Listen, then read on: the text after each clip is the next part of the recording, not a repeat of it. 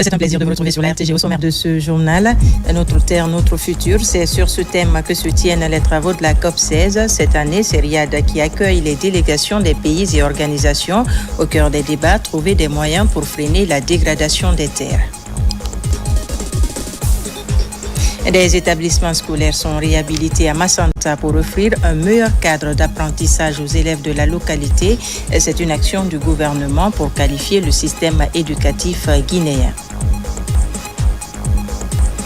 Ce soir, dans la rétrospective des faits marquants de l'année 2024, on s'intéresse au ministère de l'Information et de la Communication. Il y a eu des avancées significatives dans le programme de couverture intégrale du territoire national afin de faciliter l'accès à l'information. Voilà pour les titres. Bonsoir à tous. Merci de nous rejoindre sur les antennes de la télévision nationale. À la une de l'actualité ce soir, COP16 sur lutte contre la désertification. Cette année, l'événement se tient à Riyad, en Arabie Saoudite. Des pays et organisations du monde entier échangent actuellement sur la nécessité de travailler de façon concertée pour freiner la dégradation des terres. La Guinée y est représentée par une délégation conduite par la ministre de l'Environnement et du Développement durable, Mamadou Alpha Baldé, envoyé spécial. Lutter contre la dégradation des terres et des ressources en eau, freiner l'avancée du désert, investir dans la restauration et la fertilisation des terres, la COP16 sur la désertification ne manque pas d'ambition. Des délégations venues de tous les continents se retrouvent en Arabie Saoudite, pays désertique, pour tenter de trouver des solutions durables. Plus de 3 milliards de personnes sont touchées par la désertification dans le monde. La Guinée, déjà aux portes du Sahel, entend jouer un rôle fondamental dans la lutte contre la désertification. En Guinée, la lutte contre la désertification est intégrée aux politiques nationales, telles que le programme d'action nationale de lutte contre la désertification. Ces efforts visent à restaurer les écosystèmes dégradés, renforcer la résilience des communautés et promouvoir une gestion durable des terres. La Guinée, située aux portes du Sahel, n'échappe pas au phénomène de désertification, de dégradation des terres et de sécheresse. Et c'est ainsi que la Guinée invite la communauté internationale à mobiliser les ressources nécessaires pour la restauration du massif du Fouta Djallon, dont le rôle est essentiel dans la préservation des ressources en eau. Aussi, j'invite les partenaires techniques et financiers ici présents à accorder une attention particulière aux initiatives majeures portées par la Guinée dans ce cadre. À Riyad, la délégation guinéenne a rencontré plusieurs partenaires bi- et multilatéraux, à l'image de cette rencontre avec ses responsables du Fonds saoudien qui compte financer plusieurs projets écologiques en Afrique. Il a été demandé que nous puissions faire le suivi avec l'ambassade de la Guinée au niveau du royaume de l'Arabie Saoudite pour assurer le suivi, l'adhésion de la Guinée à l'initiative dont le document a été signé d'ailleurs. Et il est évident que le royaume d'Arabie Saoudite va beaucoup appuyer la Guinée en ce qui concerne la réalisation de certains projets environnementaux dans les domaines du changement climatique, de la biodiversité, mais aussi de la lutte contre la désertification.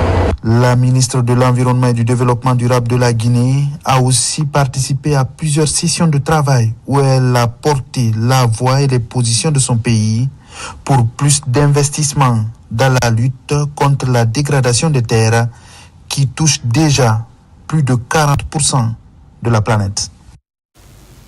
À Kankan et à Mandiana, des chantiers de désenclavement sont officiellement lancés. L'enjeu est de soulager les producteurs souvent confrontés à des contraintes de mobilité et des travaux d'entretien périodiques des pistes rurales sont aussi envisagés pour la mise en œuvre de la politique de maintenance préventive. Reportage Fodé Kamara. À Kankan, dans la sous-préfecture de Baté-Nafagui, pour faciliter l'accès aux zones de production, une piste rurale de 20 km sera reconstruite. Ce chantier de désenclavement est une réponse au cri du cœur des producteurs de cette localité à vocation agro-pastorale.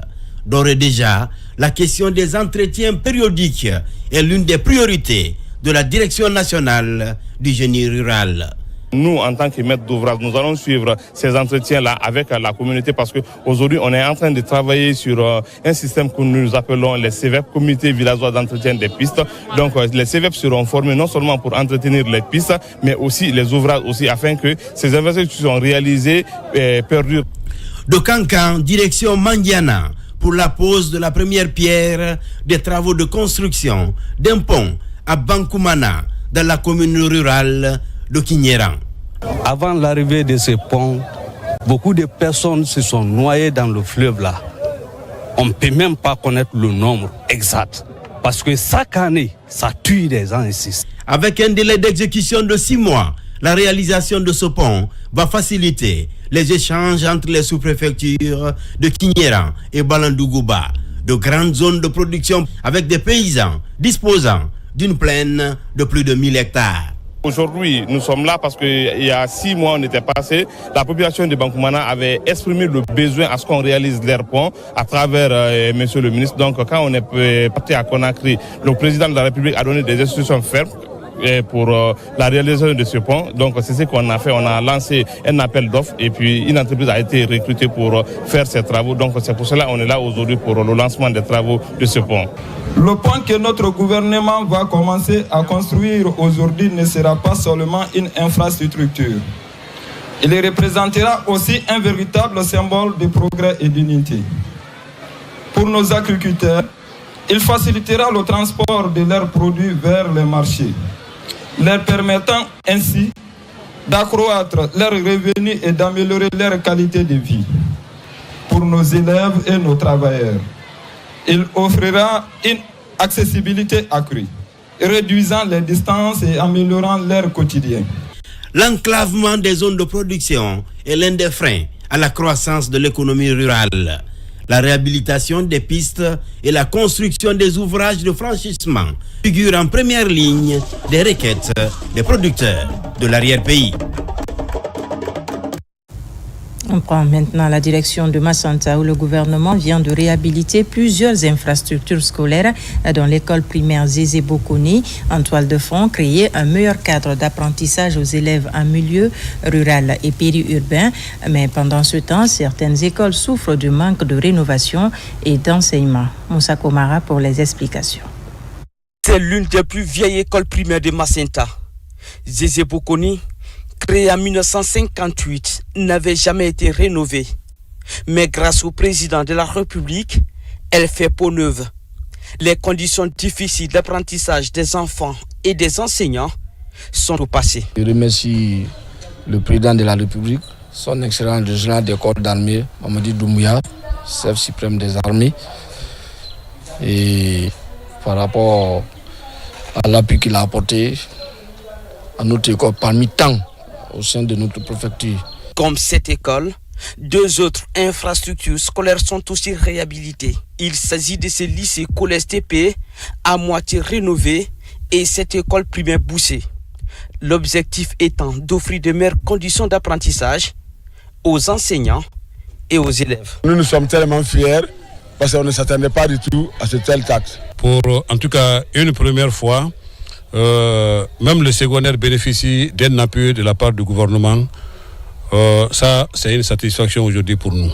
Donc, cet appui nous a permis de donner des matériels, petits matériels de bureau à mes 305 écoles de la préfecture de Massanta. Cette année, presque toutes les écoles de la préfecture de Massanta ont reçu des appuis substantiels du gouvernement. Présentation des lettres de créance en Sri Lanka. Récemment, l'ambassadeur Alassane Conté a présenté les documents qu'il accrédite auprès du président sri-lankais comme ambassadeur extraordinaire et plénipotentiaire de Guinée. Une présentation couronnée par un début de coopération entre les deux pays. Makemedunzo. C'est dans un respect absolu de l'ordre protocolaire que l'ambassadeur extraordinaire et plénipotentiaire Alassane Conté a été reçu au palais de la Colombe. Le diplomate guinéen a remis officiellement ses lettres de créance au président de la République socialiste et démocratique de Sri Lanka, son Excellence Anura Dissanayake. L'ambassadeur Conté a profité de l'occasion pour transmettre au chef d'État sri-lankais les salutations et félicitations du président général Mamadi Doumbouya suite à sa brillante élection du 21 septembre passé à la magistrature suprême de son pays. L'ambassadeur Conté a aussi planté le décor par rapport aux grands enjeux du projet Simandou 2040 en invitant les hommes d'affaires de Sri Lanka à explorer les opportunités pour un partenariat gagnant-gagnant. Cette présentation des lettres de créance ne laisse pas le président d'Isanayanka indifférent. Il a instruit son ministre des Affaires étrangères à avoir une séance de travail avec la délégation guinéenne où les deux parties pourront passer en revue l'ensemble des préoccupations, des questions d'intérêt commun, comme la désignation d'un consul honoraire de la République de Guinée, mais aussi d'autres questions relatives au renforcement des relations bilatérales mutuellement avantageuses. Une mission de l'enseignement supérieur est allée à la rencontre des cadres de l'Institut itinérant de formation et de prévention intégrée contre la drogue et autres conduites addictives. Il était question pour la mission d'avoir une idée du fonctionnement de cet institut, mais également superviser les activités de la rentrée scolaire. Des précisions avec Abraham Christophe Conti. C'est une visite de la délégation du ministère de l'Enseignement supérieur et de la Recherche scientifique. Elle est orientée vers l'Institut de formation et de prévention intégrée contre la drogue et autres conduites addictives. La délégation vient s'enquérir du fonctionnement et du rôle de chaque département. En toile de fond, la question de la supervision des activités de la rentrée universitaire. Nous avons visité les installations de l'IFPICA. Nous apprécions l'effort qui a été mené par l'équipe dirigeante. Nos collègues de l'IFPICA travaillent dans un cadre appréciable, très propre. Nous avons visité notamment les départements de recherche et le département de la formation. Nous avons rencontré des cadres qui ont envie de travailler. Cette visite a permis à l'Institut IFPICA et la délégation de l'enseignement supérieur de passer en revue toutes les dispositions prises par rapport à la rentrée universitaire. À côté, les défis et des perspectives liées à la dynamique de l'Institut. Dans le cadre de la drogue, mais également sur les activités de la formation qualifiée du personnel. On a mené une enquête qui a couvert surtout le territoire national et qui a porté sur un échantillon de 200 élèves. Donc nous projetons aussi de voir aussi au niveau du supérieur, de l'enseignement supérieur, les étudiants, la consommation. Donc on a pas mal de projets de collecte de données, puisqu'il faut avoir une base de données sur la drogue. Ça a été une opportunité de discuter de tout ce que l'Institut a comme défi et a comme perspective. Et à ce niveau, le directeur général de l'enseignement supérieur nous a rassurés et qu'il est à notre disposition et que le ministère fera tout pour mettre à notre disposition toutes les solutions qui nous permettront vraiment d'atteindre nos objectifs. Avec l'équipe dirigeante de l'Institut IFPICA et la délégation de l'enseignement supérieur, les échanges ont été orientés sur la question de la supervision de la rentrée universitaire. Cette visite a aussi permis à l'Institut de parler des activités déjà réalisées dans le cadre de la lutte contre la drogue et d'autres conduites addictives. À présent, notre rubrique rétrospective 2024. Gros plan ce soir sur le département de l'information et de la communication. Ce ministère a bénéficié d'une attention particulière du président de la République, d'un soutien précieux du chef du gouvernement pour faire avancer le programme de couverture intégrale du territoire national. De nombreux sites de diffusion ont ainsi été réactivés pour faciliter l'accès à l'information dans la Guinée profonde, conformément à la feuille de route du ministre Fana Souma, qui s'est beaucoup investi sur le terrain cette année. Le commentaire est signé Tierno Ousmane Diallo. L'année 2024 a marqué un tournant dans la volonté du chef de l'État, général Mamadi Doumbouya, à faciliter l'accès à l'information à travers tout le pays par les médias publics. À partir du mois de mars notamment, sous le leadership du ministre Fana Souma, une vaste opération de réhabilitation des sites de diffusion est lancée Au bout de quelques mois, les sites de diffusion de Farana, Zérékoré, Kankan, India, Boulbiné, Labé, Mandiana, Sigiri, Kouroussa et Télémélé ont été dotés d'émetteurs radio et FM. Dans la plupart de ces préfectures, cela faisait 10 ans que les populations ne recevaient pas les programmes de la radio et de la télévision nationale. Le réveil des sites de diffusion offre ainsi aux populations l'opportunité d'accéder directement au programme de la RTG avec une simple antenne TV sans obligation de s'abonner à un quelconque opérateur pour recevoir les images et écouter les sons de la RTG. Conscient de la nécessité de faciliter l'accès à l'information pour les populations paysannes à travers les radios communautaires et dans les langues nationales, le gouvernement a accordé une attention particulière aux radios rurales cette année. Ainsi, plusieurs radios rurales qui étaient également sous silence ont été relancées. En mars 2024, les stations opérationnelles étaient au nombre de 20. 6 mois plus tard, toutes les 36 stations de radio rurale sont opérationnelles avec de nouveaux émetteurs de 500 watts installés dans plusieurs d'entre elles pour étendre leur champ de couverture.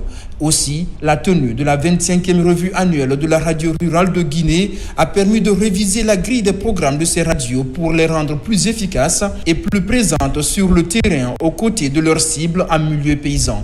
Le programme d'équipement et de modernisation de ces radios a permis depuis mars 2024 de doter 17 radios rurales de consoles numériques et de systèmes d'antennes pour à la fois faciliter le travail des techniciens et améliorer surtout la qualité de son. À cela s'ajoute la redynamisation de la RKS Radio Kaloum Stéréo, dont la sphère d'écoute des émissions dépasse désormais le cercle du centre administratif pour toucher toute la haute banlieue de Conakry. La relance des chantiers de construction qui étaient à l'arrêt a été également l'autre élément caractéristique cette année au ministère de l'Information et de la Communication.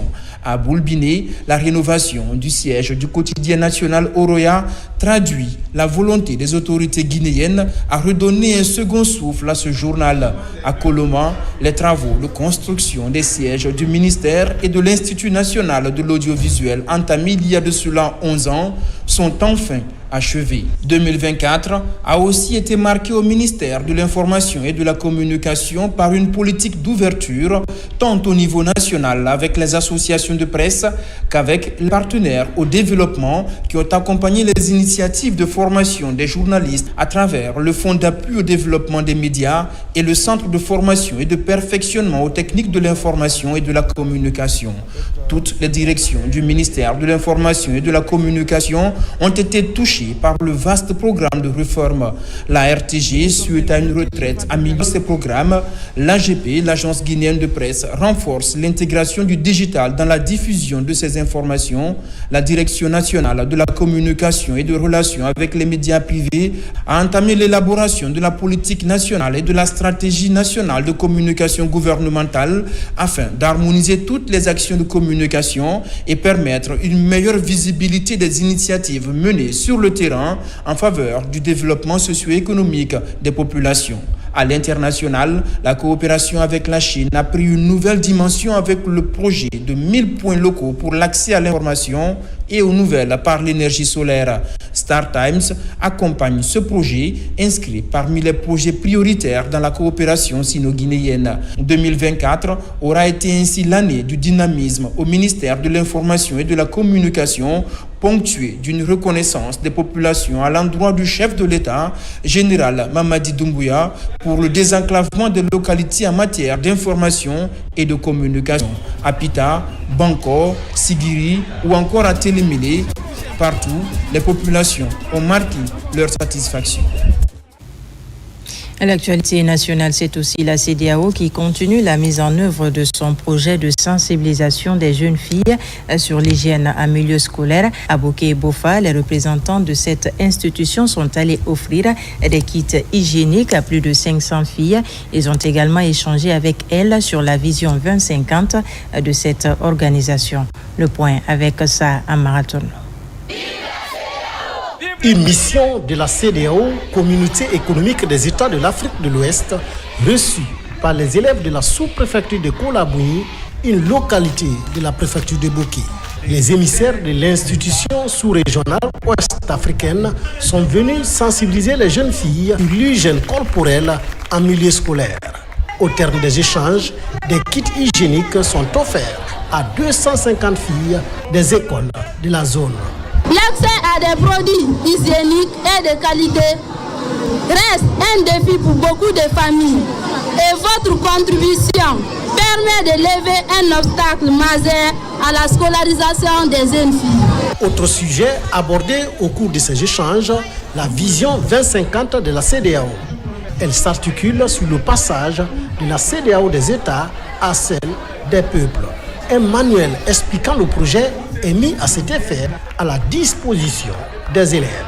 L'objectif de ce projet est de donner un peu de visibilité à notre institution régionale, et raison pour laquelle la représentation résidente de la CEDEAO a réalisé une brochure qui contient certaines informations élémentaires pouvant permettre aux jeunes de prendre connaissance de la CEDEAO. À l'image de Kolabouyi, 250 filles des écoles de Bofa ont également bénéficié des kits hygiéniques de la CEDEAO. Le soin d'abord, un nouveau slogan au cœur de la célébration de la Journée mondiale de lutte contre la corruption. Après avoir sillonné plusieurs formations sanitaires du pays, les cadres de l'Agence nationale de lutte contre la corruption et la promotion de la bonne gouvernance ont également visité l'hôpital préfectoral de Kouroussa pour échanger avec le personnel soignant le sens de la campagne de sensibilisation, lutter efficacement contre toute forme de fraude. Diamokaba. Dans la cité de Kamaralaï, l'Agence nationale de lutte contre la corruption pose ses tentes à l'hôpital préfectoral. La grande campagne de sensibilisation est lancée pour lutter contre toute forme de fraude.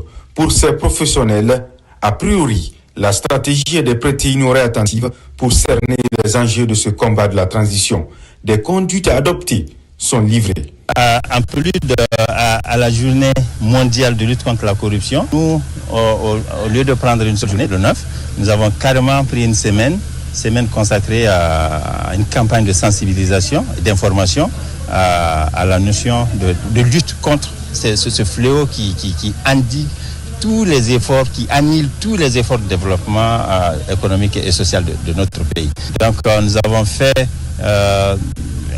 Kindia, Mamou, Farana, Dabola. Aujourd'hui, nous sommes à Kouroussa. Nous avons trouvé que le lecteur et autour de lui, tout le personnel médical ont pris de très bonnes dispositions dans l'amélioration de la gouvernance de l'hôpital préfectoral de Kouroussa. L'éthique et la déontologie de la médecine au cœur des échanges pour favoriser la transparence et l'intégrité. Le cadre juridique est également débattu pour changer les mentalités dans le registre de la lutte contre la corruption. L'un des principes sacro-saints de la gestion aujourd'hui des biens publics doit être basé sur la gestion transparente. Doit être aussi basé de la bonne collaboration tout en s'inscrivant dans la dynamique de cette refondation aujourd'hui de l'État. La campagne annonce les couleurs de la célébration de la Journée internationale de lutte contre la corruption. Restaurer la confiance entre patients et personnel soignant est une préoccupation universelle pour une société juste et équitable. Formation d'orientation à Farana des équipes d'audience foraine du programme national de recensement administratif à vocation d'état civil. Objectif, élaborer un planning opérationnel et harmoniser les interprétations des dispositions législatives et réglementaires qui régissent les audiences foraines administratives. Sur place, on retrouve nos correspondants Ibrahima Oulim Fofana, Silatiko. L'une des priorités du CNRD dans la refondation de l'État est la réforme et la modernisation du système de l'état civil et de l'identification des personnes physiques. Pour y arriver, le programme national de recensement administratif à vocation d'état civil PNRAVEC a été créé et le département en charge, l'administration du territoire, collabore avec celui de la justice. Je remercie très sincèrement Monsieur le ministre de l'administration du territoire et de la décentralisation, président du comité de pilotage du PNRAVEC, pour avoir pris l'initiative de matérialiser cette grande vision de son Excellence, Monsieur le Président de la République, qui consiste à attribuer une identité juridique et numérique à tous les Guinéens. C'est surtout l'orientation des magistrats ainsi que des officiers d'état civil sur le programme national de recensement administratif et avocation d'état civil, précisément les audiences foraines. Donc ça permet de parler ici à chaque acteur des rôles et responsabilités. Ce présent atelier précède les audiences foraines qui débuteront le 15 décembre. Durant cette rencontre de 2 jours, acteurs d'état civil et magistrats sont édifiés sur leur rôle dans le processus. C'est sur place qu'un requérant doit venir. Il est déjà identifié avec une première équipe qui est sur dans les quartiers et dans les secteurs, avec le chef secteur qui doit signer la fiche d'identification. Le chef de quartier remonte ça aux équipes de la session d'audience foraine là et qui doit statuer sur ça. La présence des magistrats est indispensable du début à la fin parce que par-delà tout, c'est eux qui certifient, qui établissent, qui feront l'enregistrement pour que les actes soient réputés authentiques et conformes à la législation. Les audiences foraines qui se dérouleront sur toute l'étendue du territoire national ont une durée d'1 mois. Les magistrats, présidents et procureurs, les greffiers et les officiers délégués d'état civil vont se rendre directement devant les justiciables dans les chefs-lieux des communes urbaines et des communes rurales pour délivrer des jugements supplétifs aux concernés. La prévention des conflits, une priorité pour le système des Nations Unies. À la baie Imamou, des acteurs sont réunis autour de la question, une initiative du système des Nations Unies. Abdoulaye Diallo commente les images de Sarafdine Diallo. La prévention des conflits, une des priorités du système des Nations Unies. C'est une des raisons de la tenue de cette rencontre sur la cartographie et l'analyse des conflits pour la consolidation de la paix en Guinée. Elle regroupe des acteurs de la société civile, des partis politiques, des religieux, des agents des forces de défense et de sécurité et des cadres de l'administration publique venus des régions de l'Abbé et de Mamou. Nous, en tant que système des Nations Unies, on a juste créé un cadre qui permet à tous les acteurs du Moyen-Guinée de eux-mêmes identifier tous les défis qui menacent la paix dans la région et les défis qui entravent la réalisation des objectifs de développement durable. À travers des travaux de groupe, les participants ont échangé sur l'identification des conflits et la proposition de solutions. Au sortir de cette rencontre, les acteurs seront amenés à vulgariser la notion de prévention et de consolidation de la paix dans les communautés et domaines respectifs. Faire la cartographie et l'analyse des conflits en cette période est une grande opportunité pour nous.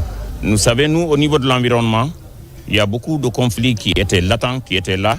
C'est à cette occasion qu'on profite pour les mettre à nu pour que ça puisse gérer de façon préventive. Les autorités exhortent ces acteurs impliqués à privilégier la communication, qui est d'ailleurs un outil précieux dans la consolidation et la prévention de la paix. Les conflits sont d'origine diverses. Il y a les conflits de leadership, il y a des conflits domaniaux qui assaillent notre vie dans les collectivités. Depuis 2007, le système des Nations Unies, à travers le Fonds de consolidation de la paix, déroule des activités allant dans le sens de la promotion de la paix en Guinée. La mise en place du bureau des communes de Guinée, la région administrative de Zérékoré accueille une mission du ministère de l'administration du territoire et de la décentralisation. Pendant son séjour de travail, la mission va sélectionner 4 maires qui vont représenter la région au sein du nouveau bureau des communes, un bureau qui sera chargé de défendre les intérêts et les préoccupations des communes de la forêt. RTG Zérékoré, Mohamed Salioupaye, Lancé Kamisoko, Mohamed Lamine Diallo. Ces 4 présidents de délégations spéciales seront désormais les représentants de l'ensemble des communes rurales et urbaines de la région de Zérékoré au sein du Bureau national des communes de Guinée. Leur mission, défendre les intérêts et préoccupations des communes de la forêt. C'est la concrétisation de la feuille de route du ministère de l'administration des territoires sur la décentralisation plus large et le renforcement du pouvoir des collectivités afin de garantir une meilleure prise en charge des citoyens. On a commencé le parcours depuis Guékédou pour le choix des points focaux au niveau de chacune des préfectures. Et on a terminé ce soir-là à retenir 4 parmi les 6 pour représenter la région dans le bureau national à Conakry. Ces élus-là vont défendre les intérêts des communautés de la région administrative des Zéro-Corée. Donc, ils sont porte-parole des 6 préfectures dans le cadre du développement des collectivités de la forêt. L'honneur est grand, mais les attentes aussi sont immenses pour ces ambassadeurs de la région forestière. Convaincus de l'ampleur de leur désormais tâche, ils voudraient être à l'avant-garde de la gestion inclusive et participative des affaires publiques dans la région. Les 10 communes ont eu confiance en moi déjà de mettre à la tête des 11 communes urbaines et rurales. Je suis resté le premier encore au niveau de point focal. Moi, je dis que c'est une satisfaction vraiment pour moi. Ça veut dire que je ne suis pas là, je ne suis pas venu pour commander, mais plutôt pour travailler pour la population à la base et pour toutes les communes maintenant de la forêt. Tous les points focaux de la région se sont retrouvés au niveau de la région pour pouvoir élire aussi les 4. Parce que les textes juridiques de l'association disent que vraiment il faut 4 par région et pour la région spéciale de Conakry, il faut 3. Les autorités locales et les citoyens attendent désormais que ces représentants puissent apporter des solutions concrètes aux défis du développement durable de la Guinée forestière. Pour clôturer les 16 jours d'activisme contre les violences basées sur le genre, un cadre d'échange est mis en place pour impulser un changement de paradigme chez la jeune génération. Pour l'occasion, un roman a été présenté au public. C'est l'œuvre d'une jeune écrivaine qui, à travers ce livre, veut jouer sa partition dans la lutte contre les VBG. Reportage Mariam Kamara. Faite en 2 temps, cette rencontre a connu pour sa première phase une rencontre sur l'état des lieux des violences basées sur le genre en Guinée. Animée par des panélistes composés de différents acteurs qui interviennent dans la chaîne de lutte contre les VBG. Ensuite, un roman a été présenté au public, une œuvre qui vient garnir les rayons des livres dans la lutte contre les violences basées sur le genre. Son livre contient la vie de toutes les femmes, parce que ça relate les faits que la plupart des femmes, pourquoi pas toutes les femmes ont vécu d'une manière ou d'une autre, parce qu'on dit qu'une femme sur 3 est victime de violences basées sur le genre et par jour. Et à chaque 10 minutes, il y a une femme qui meurt dans le monde entier suite au VBG. Donc c'est ce qu'elle a retracé ici. Je ne connaissais pas beaucoup de choses par rapport aux violences basées sur le genre. Maintenant, je pense que je suis à disposition de prendre des mesures et d'être un acteur majeur pour freiner ces violences basées sur le genre. Silence pluriel, un roman de 69 pages, a pris plus de 3 ans à son autrice. Ce roman, je l'ai écrit après être passé par les cas de violences basées sur le genre. Je l'ai rédigé vraiment comme pour briser le silence et aussi inspirer d'autres femmes à briser le silence et à se sentir valorisées, à ne pas se sentir honteuse d'être violentées, mais à être des actrices de la non-violence. L'idée est de provoquer un changement de paradigme chez les lecteurs. Un roman inspiré des faits réels qui se veut être une réponse aux violences basées sur le genre à travers des histoires touchantes qui relatent la mésaventure de plusieurs victimes. Dans l'actualité encore, l'ONG Fière d'être femme a entamé une série d'activités en faveur de l'émancipation et le bien-être de la couche féminine, une initiative élargie de dons de kits scolaires et de vivres destinés à certains élèves et orphelins de la capitale. Le récit avec Mikine Moussa Kamara, Mounir Bari. Une opération coup de poing contre les violences basées sur le genre. Elle est menée par les responsables de l'ONG Fière d'être femme. La structure est à l'école primaire de Barigawadou, de Dixine, pour un éveil de conscience chez les écoliers souvent victimes de violences physiques et psychologiques. Une activité couplée à des dons qui interviennent sur fond de célébration de ces jours d'activisme contre les violences faites aux femmes. Nous sommes venus pour sensibiliser les enfants parce que nous estimons que si à bas âge nous apprenons à nos enfants comment se comporter, quand ils seront grands, il n'y aura pas de problème. Les violences sont faites en général par des jeunes hommes ou des hommes sur les femmes Et quand les enfants, hommes, les garçons et filles sont sensibilisés, c'est sûr qu'à l'avenir, de tels comportements vont cesser. Des soutiens matériels sont apportés pour accompagner des femmes et des filles dans certains orphelinats. Regina Marie d'Équipé, la voix des sans-voix, des Simbaya Mosquée et le centre d'accueil et de réinsertion des enfants déshérités CIA d'Amdalaï sont des pensionnaires bénéficiaires. Je suis contente pour les dons, je vais envoyer pour les enfants. J'invite tout le monde, la porte s'est ouverte. Je demande tout le monde aide pour qu'ils m'aident pour les enfants. Mon mari est décédé, on va laisser avec les enfants des orphelins. Deux femmes du secteur informel, comme celle du marché Tanéné de Conakry, sont orientées sur les notions de lutte contre les violences faites aux femmes et aux filles. Et puis la Guinée s'apprête à lancer la 5e édition de la Semaine nationale de la citoyenneté et de la paix, CNACIP, une initiative du ministère de l'administration du territoire et de la décentralisation. Elle vise à promouvoir une citoyenneté responsable.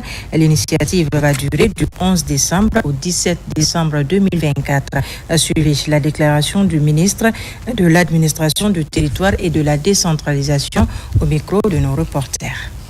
Citoyennes et citoyens de Guinée, chers compatriotes, dans quelques heures, nous serons appelés à magnifier les valeurs de la citoyenneté guinéenne à l'occasion de la 5e édition de la Semaine nationale de la citoyenneté et de la paix, CNACIP, qui se tiendra du 11 au 17 décembre 2024 sur l'ensemble du territoire national. Instituée par la loi L038 du 28 juillet 2016, la CNACIP est organisée par le ministère de l'administration du territoire et de la décentralisation à travers l'Agence nationale pour la promotion de la citoyenneté et de la paix, ANACIP. Chers compatriotes, la CNACIP est une initiative de mobilisation citoyenne pour une meilleure promotion des valeurs civiques et républicaines, socle du vivre ensemble et de la cohésion sociale. La tenue de la CNACIP dans un contexte de refondation organisationnelle de notre pays est la preuve de la volonté des autorités de bâtir le développement économique et social de la Guinée sur le socle d'une citoyenneté responsable pleinement assumée par tous les Guinéens. Une vision qui s'inscrit parfaitement dans la stratégie de Simandou 2040. À cet égard, la CNACIP sert de cadre de sensibilisation et d'interpellation de l'ensemble du corps social sur les enjeux liés au développement de notre pays et sur la nécessaire conciliation de l'exercice des droits et libertés avec l'observation des devoirs vis-à-vis de l'État et des autres citoyens. Car l'usage d'une liberté rime avec une responsabilité à assumer. Dans la même dynamique et dans un esprit de solidarité gouvernementale, le ministère de la Justice et des Droits de l'Homme posera des actes à travers tout le pays pour interpeller les citoyens sur le respect et la valorisation d'une signe et symbole qui constituent les identités remarquables de notre pays. L'émergence d'une nation cohésive, forte et prospère que nous appelons de tous nos vœux ne peut être possible sans une appropriation par tous les Guinéens des valeurs fondamentales du civisme et de citoyenneté responsable. C'est pourquoi cette édition est placée sous le thème « Asseoir une citoyenneté démocratique responsable pour la construction d'une Guinée nouvelle ». Chers compatriotes, l'objectif visé à travers ce thème est d'amener les populations à prendre conscience de leur nécessaire contribution au processus de développement économique et social engagé par les autorités. La Semaine nationale de la citoyenneté et de la paix est placée sous le haut patronage de son Excellence Monsieur le Président de la République, le général d'armée Mamadi Doumbia, chef de l'État, chef suprême des armées. Cette année, l'accent est mis sur la formation des jeunes, sur la prévention et la lutte contre les discours de haine. C'est une manière d'apporter des réponses appropriées à la problématique de l'engagement citoyen des jeunes dans la prévention des conflits et le renforcement de la cohésion nationale. Vive le patriotisme pour que vive la Guinée unie et prospère. Je vous remercie. On termine par le Festival international du Djembé, aussi marqué par des panels autour de la table des acteurs du monde culturel pour une série de formations. Elle porte sur les droits d'auteur et la création de contenu organisée à l'intention des journalistes culturels et des outils pour qualifier le secteur afin de permettre aux acteurs de mieux produire et tirer profit de leurs œuvres. Ousmane Ba, Amadou Djoumaba. En marge de la célébration du Festival international du Djembé, des panels sont organisés en faveur des acteurs du monde culturel. Une série de formations pour mieux promouvoir le secteur et apporter de la valeur ajoutée. La première session porte sur les droits d'auteur permettant aux acteurs de mieux produire et d'en tirer meilleur profit.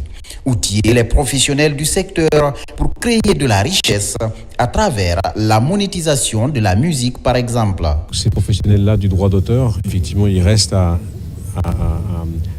construire des structures, des sociétés qui vont créer de la richesse à partir du droit d'auteur. Et c'est pour ça que j'ai notamment présenté tout à l'heure ce métier d'éditeur de musique, qui est un corps, je veux dire, intermédiaire entre les créateurs et les pouvoirs publics et ceux qui effectivement vont monétiser la musique. Donc là, on parle des plateformes notamment, on parle des médias, etc., etc.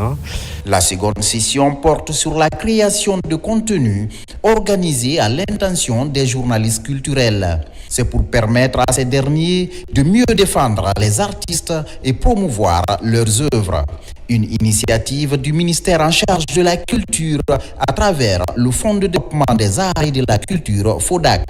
On se dit qu'à la sortie de cette formation, certainement, ils seront mieux outillés pour non seulement, je veux parler des journalistes, pour pouvoir créer des contenus afin de pouvoir mieux vendre la culture guinéenne, parce que c'est important, c'est pas seulement venir couvrir un événement, mais il faut couvrir de sorte que lorsque vous diffusez, que ça puisse apporter, qu'il y ait une plus-value au niveau de l'artiste.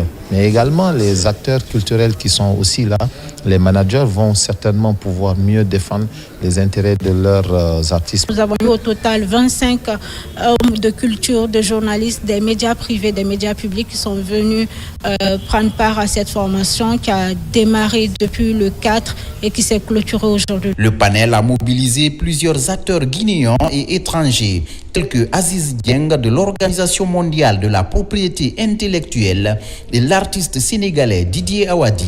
Tous venus pour partager leurs expériences avec leurs frères guinéens. Voilà qui met fin à ce journal. Merci de nous avoir reçus chez vous.